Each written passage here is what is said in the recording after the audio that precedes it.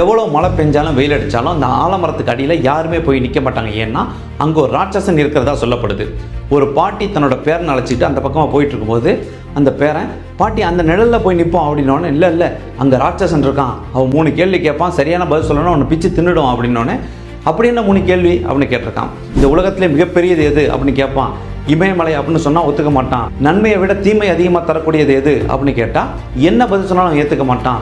வேகமாக உருண்டோடக்கூடியது எது அப்படின்னு கேட்டால் சக்கரம் பணம் அப்படின்னு எதை சொன்னாலும் ஏற்றுக்க மாட்டான், பிச்சு தின்னுடுவான் அப்படின்னோடனே பாட்டி எவ்வளோ சொன்னாலும் அதை கேட்காம அந்த பையன் வேகமாக ஓடி போயிட்டு அந்த மரத்துக்கு முன்னாடி நின்று, ராட்சசா உன்னோட கேள்விக்கு நான் பதில் சொல்ல போகிறேன், வெளியில் வா அப்படின்னோடனே அந்த ராட்சசன் வெளில வந்து, சின்ன பயலே உனக்கு என்ன சாவன்னு விதியா அப்படின்னு கேட்டதுக்கு நீங்கள் முதல்ல கேள்வியை கேளுங்கன்னு இருக்கான். உலகத்திலே மிகப்பெரியது எது அப்படின்னு அவன் கேட்டவுடனே அன்பு அப்படின்ட்டு இருக்கான்.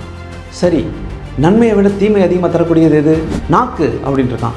அதுவும் சரி, வேகமாக உருண்டோடக்கூடியது எது அப்படின்னு கேட்டவுடனே காலம் அப்படின்ட்டு இருக்கான். இவன் சொன்னதான் தாமதம், அந்த ராட்சசன் உடனே ஒரு அழகான இளைஞனாக மாறி இருக்கான்.